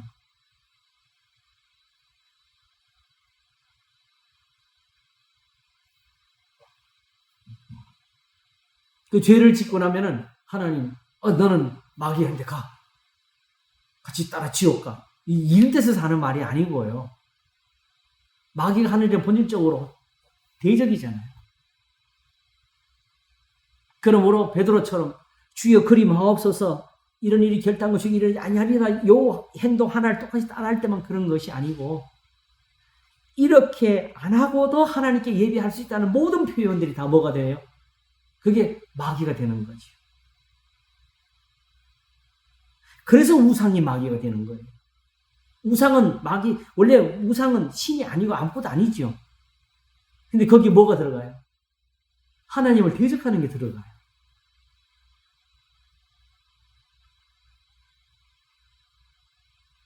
이렇게 하게도 복을 받을 수 있다. 이렇게 하게도 구원을 받는다. 그리고 세상이 그것을 쫓으니까 그것이 또한 우리한테 대적하는 일이 돼가지고 택하신 자들도 할 수 있으면 유혹하려고 거기 복이 많은 것처럼 거짓 기적까지 나타나는 거죠. 세상신에 의해서. 그러나 여기서 분명히 말하는 것은 죄를 짓는 자는 마귀에게 속하나니 마귀는 처음부터 범죄함이니라. 하나님의 아들이 나타나신 것은 마귀의 일을 멸하려 하십니다.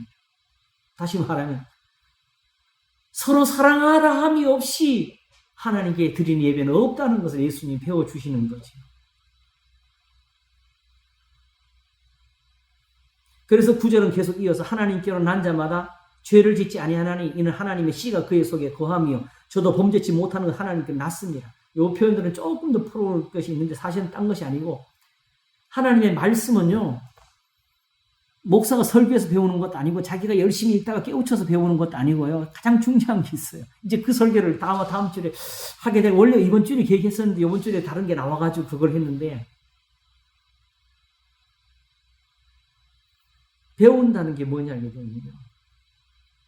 그냥 읽고 알았다는 것이 아니고 세상에서는 정말 이게 잘 적용이 돼요. 배우면 어떡하죠? 그걸 써먹어요. 써먹을 기능이 있어야 배우지요.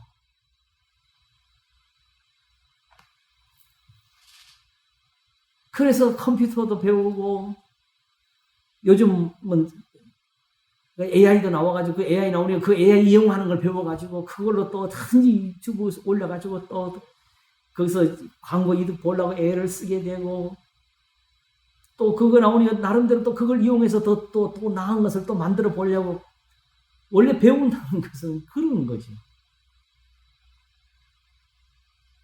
근데 하나님의 말씀에서 그런 게 안 나오고 아직 그걸 못 배워서 그런 거예요.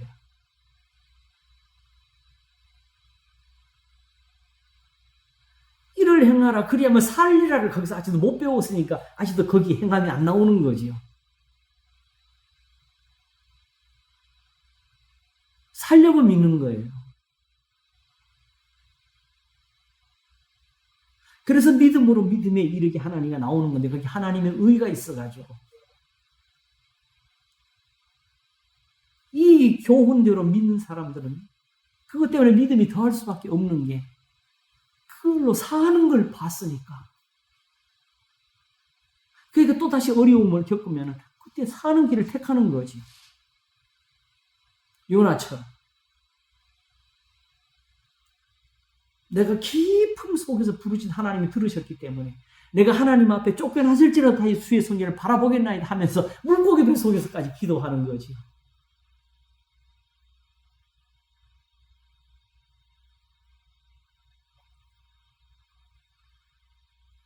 그래서 10절이 이름으로 하나님의 자녀들과 마귀의 자녀들이 나타나니 무릇 의를 행치 아니하는 자나 또 그 형제를 사랑치 아니하는 자는 하나님께 속하지 아니하니 우리가 서로 사랑할지니 너희가 처음부터 들은 소식이라 성경은 처음부터 이것밖에 말하지 않았다는 뜻이에요.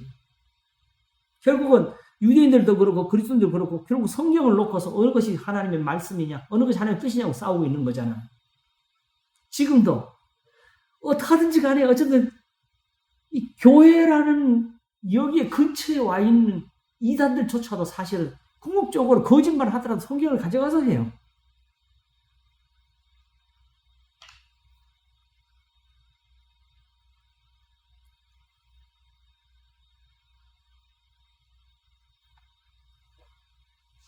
그러므로 궁극적으로 사단하고의 싸우면은 이런 것이 있다는 것을 우리가 다시 한번 한 곳에서 확인하겠습니다. 바로 사무엘하 24장 1절 다시 한번 보겠습니다. 여호와께서 다시 이스라엘을 향하여 진노하사 저희를 치시려고 다윗을 감동시키사 가서 이스라엘과 유다의 인구를 조사하라 하신지라 했지요. 그러니까 제가 지난번에 말씀드렸죠. 다윗이 인구 조사를 했어요. 결국 하나님이 이스라엘을 치셨지요. 다윗을 안 치시고, 그렇지요? 그러면 그 인구 조사로 인해 가지고 결국 이스라엘이 하루에 7만 명이 죽는데 다윗이 인구 조사를 하게 되면 죽는 거냐? 이스라엘이 하나님의 진노를 받아 죽는 거냐? 이스라엘이 하나님의 진노를 받은 거라 그랬잖아요.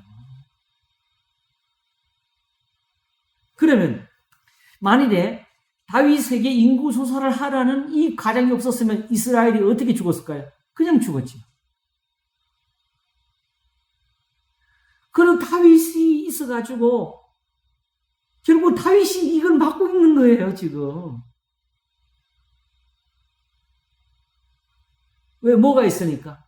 지금 결론적으로 마지막 가서 이걸 어디서 끝나지요? 아라온의 타작마당에 가서 하나님께 기도하는 데서 끝나는 거지요. 거기서 뭐라고 나왔어요? 하나님께서 다윗의 기도를 들으시고, 그치요? 재앙을 그치셨다고 마지막 결론이 그렇게 나가는 거지요. 그럼 다윗이 기도가 되기 위해서 뭐가 필요했어요? 아라우나의 타작마당이라는 것이 필요했지요. 거기 갔더니 그 아라우라는 사람이, 그 선한 사람이 이 백성들 내린 재앙을 막겠다는데 자기의 소도 번제물로 드리고 자기가 쓰고 있는 농기구들 그것 남으니까 다 패서 장작으로 쓰면서 하나님 앞에 드리라고 어떻게 하든지 간에 하나님이 왕을 받아주셨으면 좋겠다면서 자기도 같이 드리는데 왕은 이렇게 드리지 않겠다고 하면서 그 백성의 것을 그냥 받지 않고 사가지고 했어요. 그치요? 그래서 지난 시간에 이거 가지고 아브라함에게도 이게 있었다는 걸 우리가 봤잖아요. 확인했잖아요. 모든 싸움에서 이게 있어가지고 이기는 거라는 거. 그리고 굳이 이런 사건에만 있는 것이 아니고 비로소 본 것은 하나님이 계신 모든 곳에 하나님이 일을 하시고 하나님이 복을 주신 모든 곳에 이 엄밀히 말하면 성경이 기록된 모든 글자마다 거기 이렇게 기록되는 이유가 거기 다 사단이 있어서 그래요.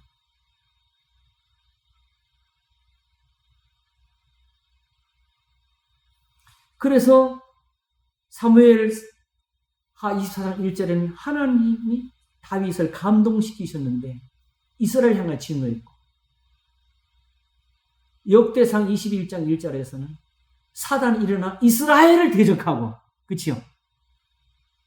그리고 뭐 문제는 범죄한 이스라엘이에요. 그런데 기도하는 다윗이 있어요. 의인의 기도가 있다. 그래서 사단도 결국은 다윗을 격동하는 거죠.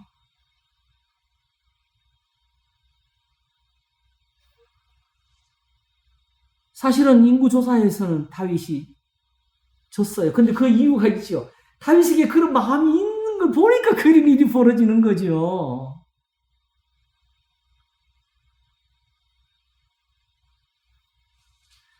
예수님 제자들이 예수님 죽으시는 그날 밤까지 하늘에서 누가 더 높으냐고 싸우니까 달기 울기 전에 오늘 나를 세 번 모른다 부인하리라는 거기에 사단이 대적이 있었던 것처럼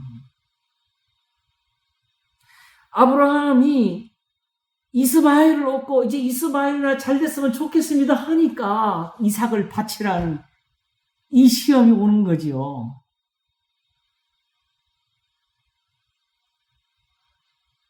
하나님은 우리를 버리지 아니하시고 예수님 마치 제자들의 발을 씻기시는 것처럼 우리를 버리지 아니하시고 발만 씻으면 된다고 우리를 붙들고 계시고 가르치고 계시고 깨우치고 계시니까 사단이 거기서 기회를 가지고 하나님의 아들들이 있는 자리에 옆에 서가지고 그 하나님의 아들들이 바로 우리라고 했죠. 우리가 기도하고 우리가 하나님 앞에 억울함을 호소하는 자리에 사단은 서가지고 우리를 대적하고 그게 바로 지금 현재 내가 있는 이 자리입니다. 우리 각각 내가 지금 하나님 앞에서 기도하는 자리입니다.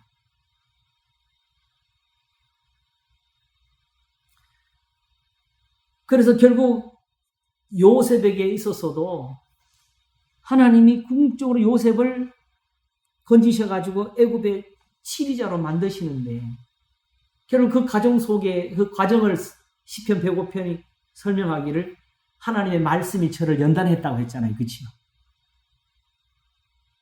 결국 요셉이 겪고 있는 그 모든 과정이 여호와의 싸움이었어요.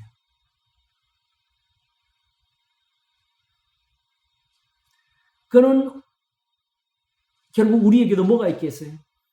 같은 싸움이 우리에게 있는 거지요. 그러니까 야고보서 1장 12절에 시험을 참는 자는 복이 있도다.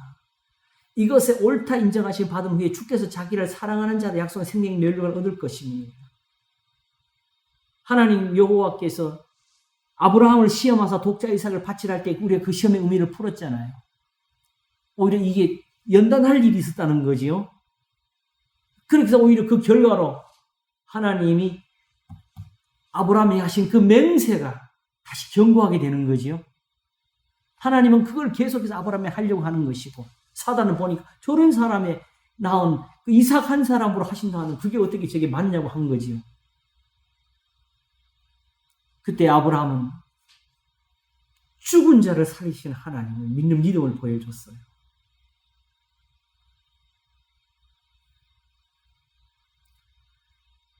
그래서 결국 야고보서가 시험을 참자는 복이 있도다 할 때에 그 결론 어디로 이끌어가느냐? 16절을 보면 내 사랑하는 형제들아 속지마 1장 16절입니다. 야고보서 앞에서 13절에서는 사람이 시험을 받을 때 내가 하나님께 시험을 받는다 하지 말지니 하나님은 악에게 시험을 받지도 아니하시고 친히 아무도 시험하지 아니하시니라 했고 오직 각 사람이 시험을 받는 건 자기 욕심에 끌려 미혹 때문에 욕심이 잉태하니 죄를 낳고 죄가 장성한 사망을 낳느니라. 이 시험에는 이유도 뭐지요? 하나님께서 아직까지 우리를 연단하실 일이 있을 때 고난이 시험이 되는 거고, 하나님께서 버리셨으면 그 고난이 아무 의미가 없는 거지요. 그러므로 선을 행함으로 고난 받는 것이 하나님의 뜻일진다는 요 의미가 남아있을 때 고난이 시험이 되는 거고, 그렇지 않으면 시험이 못 되는 거지요. 그래서 결국은 자기 욕심에 끌려 미혹됨인데, 16절은 무엇을 쓰느냐? 내 사랑하는 형제들아 속지 말라. 각양 좋은 은사와 온전한 선물이 다 위로부터 빛들의 아버지께서 내려오나니. 이게 왜 이런 소문이 나오죠? 고난을 받으니까. 그런데 바로 그 조상들을 보면서 하나님 나라가 언제 임하나이까 하는 사람들이 유대인들인데, 그 유대인들에게 쓰는 것이 하나님 나라는 먹고 마시는 데 있는 것이 아니라고, 성령 안에서 의와 평강과 희락이라고. 이와 같이 온전한 선물이 다 위로부터 빛들의 아버지께서 내려오나니 그는 변함도 없이 회전하는 그는 자도 없으시니라. 오직 그가 그 조물 중에서 우리로 한 천 열매가 되게 하시려고 자기의 뜻을 쫓아 진리의 말씀을 우리를 낳으시니라. 누구? 우리 조상들. 그렇게 이스라엘이 만들어진 것. 그러므로 조상들을 믿느냐? 그러면 하나님이 우리에게 주신 그 율법의 계명들을 듣기만 하지 말고 실행해서 복을 받으라고 가르치는 거지. 하나님 아버지 앞에서 정결하고 더러움이 없는 게, 너희들 그렇게 깨끗함을 강조하는데 진짜 경건한 것은 손발을 씻는 데 있는 것이 아니고, 제단에 피를 흘리는 데 있는 것이 아니고, 세속에 물들지 않는 신앙, 고아와 과부를 그 환난 중에 돌아보는 것이라. 이래서 오순절 날의 변화가 거기서 시작되는 거예요. 그래서 이것을 가지고 야고보서는 4장 6절과 10절을 갑니다. 그러나 더욱 큰 은혜를 주시나니 그러므로 일렀을 때 하나님이 교만한 자를 물리치시고 겸손한 자에게 은혜를 주시고, 이 겸손은 아까 어린아이가 자기를 낮추는 것처럼 하나님의 말씀대로 사는 사람들을 가리킵니다. 그런즉 너희는 하나님께 순복할지어다. 마귀를 대적하라. 그리하면 너희를 피하리라. 쉬워요. 마귀하고 혈투를 벌이는 게 없어. 이런 마귀야 나가라. 나사렛 예수 이름으로 마귀야 나가라. 이런 것도 없어. 어떻게 하느냐? 하나님을 가까이 해라. 그리하면 너희를 가까이 하시리라. 어떻게? 죄인들아 손을 깨끗이 하라. 행실이죠. 두 마음을 품은 자들아 마음을 성결케 하라. 오직 하나님의 가르친 말씀대로 믿으라고. 이거 말고 의심하면 두 마음이 되는 거예요. 슬퍼하며 애통하며 울지어다. 너희 웃음을 애통으로 너희 즐거움을 근심으로 바꿀지어다. 주 앞에서 낮추라. 그러면 주께서 너희를 높이시리라. 왜 그러냐면 이때에 여전히 부자들은 자기의 부함을 가지고 자랑하고 사니까. 이것을 베드로전서는 5장 8절과 11절에서 근신하라 깨어라. 너희 대적 마귀가 우는 사자처럼 두루다니며 상기자를 찾나니 너희는 믿음을 굳게 해 저를 대적하라. 이는 세상에 너희 형제들 동일한 고난을 당하는 줄 알미라 하면서 10절에 이 답을 썼어요. 모든 은혜의 하나님 곧 그리스도 안에서 너희를 부르서 자기의 영원한 영광에 들어가게 하신 이가 잠깐 고난을 받은 너희를 친히 온전케 하시며 굳게 하시며 강하게 하시며 털을 겨. 하나님께 받는 은혜는 하나님이 그냥 너희를 나한테 맡겨 내가 마귀를 다 쫓아줄게 이렇게 하시는 것이 아니고, 우리를 굳세게 하시고 강하게 하시며 털을 굳게 하시는, 그게 바로 베드로전서가 준 교훈이지. 이 교훈대로 믿으라. 그래서 결국 요 다음에 이게 참된 은혜임을 내가 말한다고 했어요.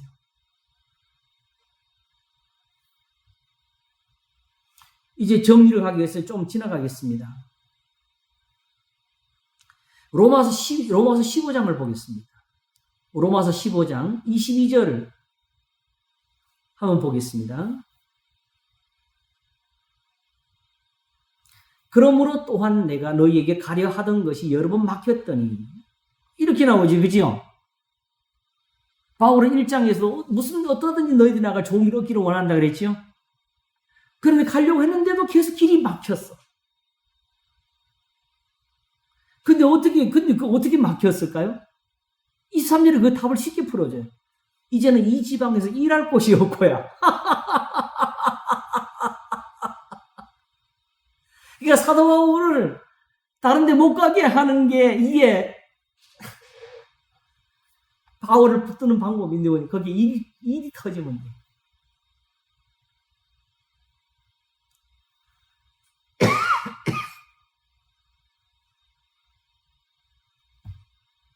그런데 요걸 풀어주는 말씀이 데살로니가전서 2장 11절과 13절 사이에 나옵니다. 데살로니가전서 2장 11절과 13절. 너희도 아는 바와 같이 우리가 너희 각 사람에게 아비가 자기에게 자녀에게 하듯 권면하고 위로하고 경계하노니 이는 너희를 부르사 자기 나라와 영광이 이르게 하시는 하나님께 합당히 행하게 하려 함이니라 했고, 이러므로 우리가 하나님께 쉬지 않고 감사하면 너희가 우리에게 들은 바 하나님의 말씀을 받을 때에 사람의 말로 아니하고 하나님의 말씀으로 받으면 진실로 그러하다. 이 말씀이 또한 너희 민자 속에 역산이라고 가르치면서 11절에 이 말을 썼습니다. 형제들아, 우리가 잠시 너희를 떠난 것은 얼굴이여 마음은 아니 너희 얼굴 보기를 열정으로 더욱 힘썼노라. 그러므로 나 바울은 한 번, 두 번 너희 가고자 했으나 사단이 우리를 막았도다.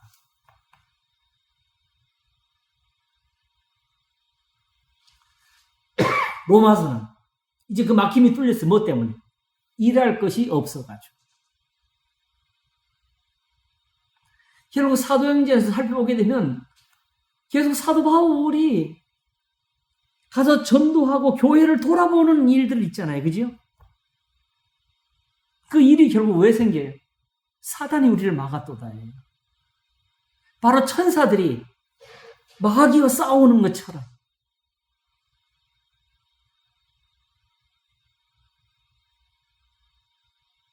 그래서 궁극적으로 우리 이기면 어디서 오느냐? 로마서 16장을 보겠습니다. 로마서 16장 17절을 보겠습니다. 로마서 끝이죠, 이제. 로마서 마지막에 이렇게 정리가 됩니다. 형제들아, 내가 너희를 권하노니 너희 교훈을 거스려 분쟁을 일으키고 거치게 하는 자들을 살피고 저에게서 떠나라. 떠나면 이제 예수 그리스도인이 되는 거죠. 이 같은 자들은 우리 주 그리스도를 섬기지 않고 다만 자기의 배만 섬기나니, 이게 아까 그리스도의 십자가의 원수로 행하던 그 사람들과 같은 사람이 되는 거죠. 공교하고 아첨하는 말로 순진한 자들의 마음을 미혹하느니라. 19절. 그래서 너희 순종함이 모든 사람에게 들리는지라. 그러므로 내가 너희를 인하여 기뻐하노니 너희가 선한 데 지혜롭고 악한 데 미련하기를 원하노라. 결국 이게 로마서의 결론이에요. 그러면서 이렇게 뭐가 오느냐? 20절. 바로 우리가 찾는 평강. 평강의 하나님께서 속히 사단을 너희 발 아래에서 상하게 하시고. 결국 이 고난이 계속해서 이어지고 끝이지 않는 것은 아직까지 하나님께서 사단과 싸우는 이 싸움이 아직 끝나지 않은 거예요. 어떻게? 하나님이 사단을 꾸짖어서 끝나는 그 싸움이 끝나야 되는, 거기서 이김이 나와야 되는 거죠. 그래서 지금 이들에게 선한 데 지혜롭고 악한 데 미련하게 원하라는 것이 결국은 하나님이 사단을 발 아래 상하게 하시는 그 싸움이 되는 거죠. 그리고 거기에 필요한 것은 우리 주 예수의 은혜가 너희에게 있을지어답니다. 예수님의 은혜가 이렇게 우리에게 전해지는 이유가 결국은 이 싸움에서 우리가 이겨야 되는 거기 때문에 그래요. 그리고 궁극적으로는 사실은 이 모든 성경이 지금 뭐 사단과 싸움이지요. 결국 우리 예배가 지금 하나님 앞에서 이 싸움에 들고 있는 거고, 우리 기도가 여기에 들어가 있어야 돼요. 그러면 우리 기도는 어디가 있어야 돼요? 하나님 앞에서 이런 은혜를 구하는 기도에 들어가 있어야 되지요. 교회는 사도 바울이 로마서를 맺는 것처럼 우리가 다 선한 데 지혜롭고 악한 데 미련하기를 원합니다는 이 결론을 전하는 예배가 돼야 되지요. 이제 마지막 한두 군데만 보고 마치겠습니다. 여기까지는 해야 오늘 정리가 될 것 같아요. 고린도 후서 2장 1절부터 한번 보겠습니다. 거기 중요한 게 나오는데요. 사실은 지난 시간에 했던 것의 어떤 연속이, 요게 하나의 연속인데, 지난 시간에 사단이 어디서 일어나는가, 어떻게 싸우는가를 우리가 봤잖아요. 그죠? 거기서 사단이 여기까지 와 있다는 거죠. 여기서 우리 한번 보면 오늘 정리가 될 겁니다.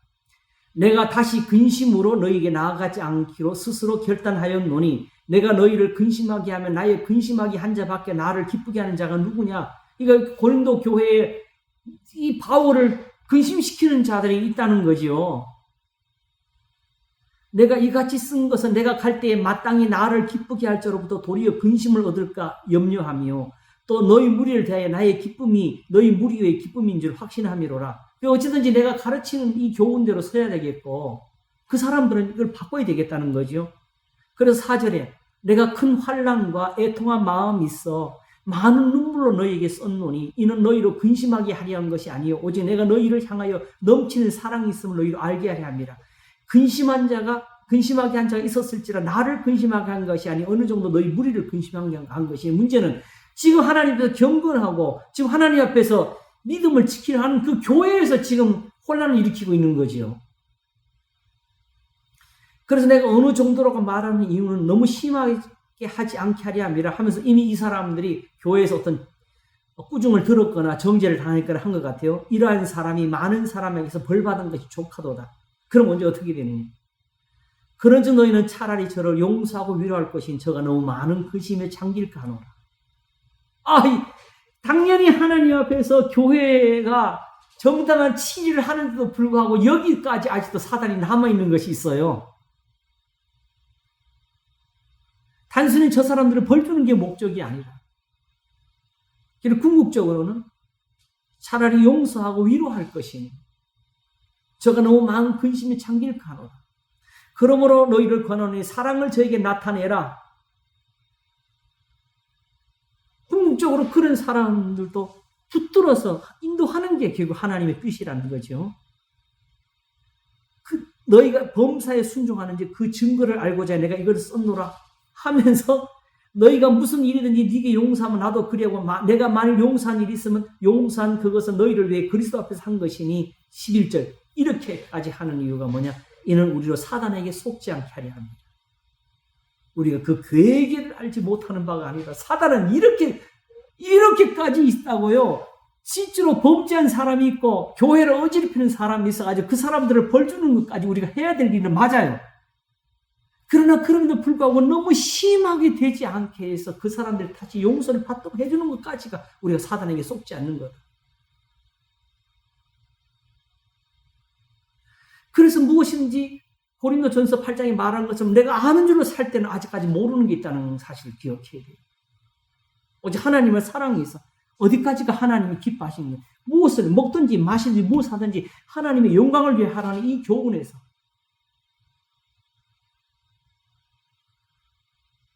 심지어 교회를 어지럽히고 교회에서 말썽을 일으킨 사람들 속에서 그들을 벌주는 일과 용서하는 일 속에까지도 이렇게 사단이 있다. 사단의 계략이라고 해서 계략이 들어있다. 하나님의 싸움 여기까지 갑니다. 이것이 디모데후서 2장에 나옵니다. 2장 14절부터 한번 보겠어요.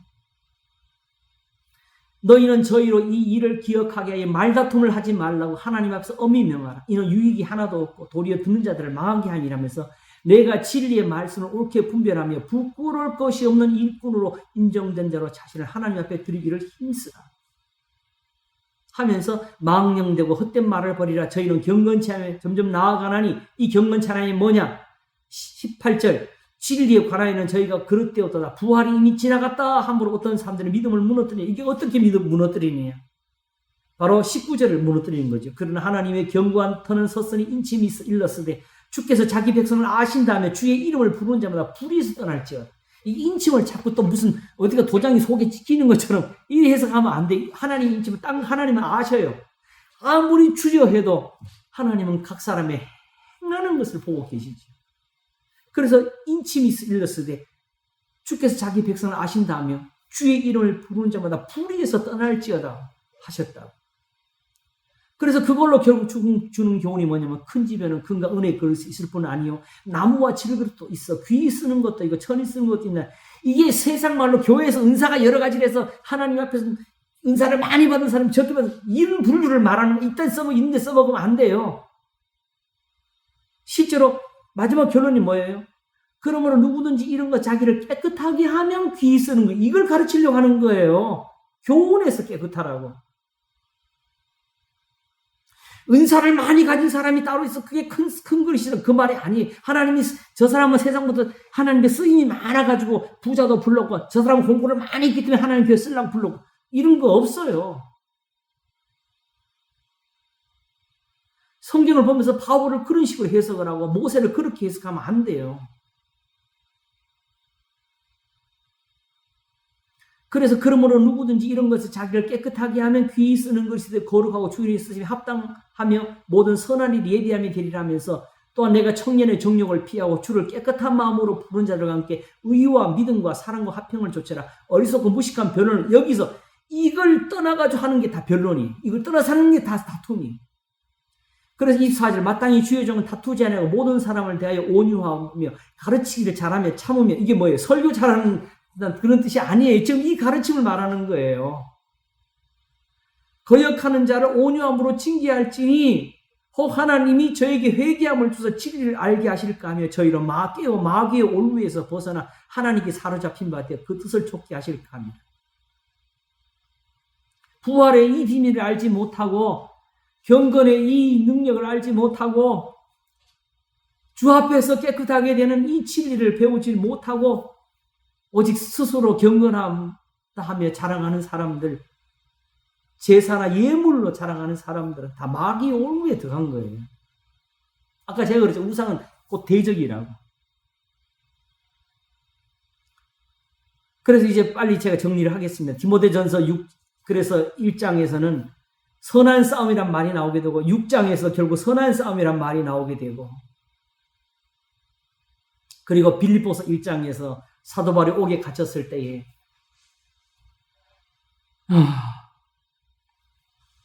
자기는 오직 내 안에서 그리스도가 존귀이 되기를 원한다 하면서 빌립보 교회에다 너에게도 같은 싸움이 있다고 가르치죠. 근데 이 싸움은 칼을 잡고 예루살렘을 회복하라는 시적은 전쟁 같은 그런 싸움이 아니고 오직 내 안에서 그리스도가 존귀게 된 다시 말하면 주님의 말씀 오직 그것이 보배로 돼가지고 성령 안에서 의와 평강과 희락을 얻는 싸움이지. 바로 선한 데 지혜로 악한 데 미련하게 되는 것. 그리고 무릇 특별히 신약 성경이 교훈을 적을 때 거기가 다 사단이 있는 것입니다. 종들아 자기 주인에게 복종할지어다. 상전들아 너에게 더 높은 상진하는 걸 알지어다. 내 부모를 공경하라. 혹은 아내와 남편에 관한 교훈조차도 모든 것이 다 거기에 사단이 들어가 있는 거예요.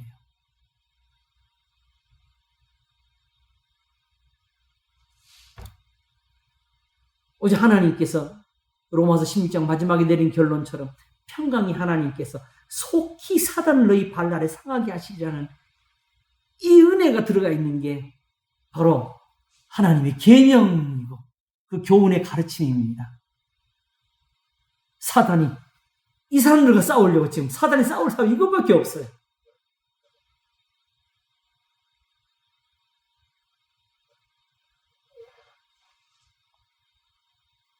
이렇게 해서 사단은 오늘도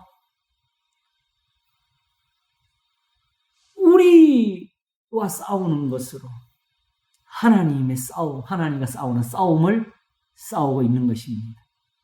그래서 여호와의 원수가 되고 또 그렇게 해서 다윗을 미워하는 사람들이 여호와의 원수가 되고 이렇게 해서 바로 마귀는 또 교회에도 원수가 되고 우리가 싸울 원수가 되고 궁극적으로 하나님은 이 모든 싸움을 바로 우리의 구원을 위해서 하시는 싸움이 되었던 것이죠. 하나님의 이 의로우신 싸움이 없으면 사단이 하나님께 대적할 일도 없습니다. 문제는 하나님 좀 바뀌시면 안 됩니까? 이건 악한 일입니다. 그래서 하나님이 못하신 세 가지 중에 마지막이 뭐죠? 하나님은 더 큰 신이 없다는 거예요. 의로우신 분이 의로운 일을 행하실 때 우리에게 구원이 있는 것입니다. 그래서 하나님이 세상을 이처럼 사랑하사 독생자를 주셨으니 이는 저를 믿는 자마다 멸망치 않고 영생을 얻게 하려 하심이라는 이 은혜가 우리에게 나타나게 된 것입니다. 아, 이거 어떻게 다 표현하겠어요? 아직도 말이 부족하네. 그래도 이제 정리가 한 가지로 분명한 것은 마귀하고 싸우는 거, 따로 마귀 붙잡고 싸우는 게 아니라는 것이죠. 이렇게 말을 하고, 이렇게 기도하고, 이렇게 믿는 것이 이게 마귀하고 싸우는 싸움입니다. 입술이 부정하다는 걸 다시 새롭게 깨닫는 게 하나 있는데요. 결국은 성령 안에서 의와 평강과 희락인데 여기 사실 들어있는 게 뭐지? 우리 기도입니다. 우리가 그걸 기도하고 있는 거잖아요. 그렇죠. 그럴 때 레위인들이 깨끗하게 제사가 드려지는 것처럼 우리 입술이 깨끗해야 되죠. 입술로 기도하는데. 그래서 바로 성령 안에서 뭐가 함께하지? 의와 평강과 희락이라는 의로움이 있어야 돼. 하나님이 주시는 것은 이 의로움의 선물입니다. 그리스도의 피가 이걸 위해서 흘려진 겁니다. 하나님의 성령은 이 은혜를 주시려고 오늘 하나님의 뜻대로 기도하시면서 우리를 돕고 계시는 거예요. 얘들이 기도할 줄 몰라요. 주여 주시옵소서 하지. 이렇게 하나님 앞에서 이런 사람, 의와 평강과 희락을 구하는 이런 기도가 할 줄 모르는 연약함을 가지고 있어서 성령이 지금 우리를 돕고 계시는 것이 이게 바로 성령이 지금 우리한테 있는 이유입니다. 성령이 일하시는 거예요. 그래서 우리가 또 이걸 배우고 있는 것이고 다윗이 마지막 말을 할 때 뭐라고 했지? 여호와의 신이 나를 빙자하여 말씀하미요. 그랬어요. 그렇죠? 성령이 지금 다 말씀하고 계신 겁니다.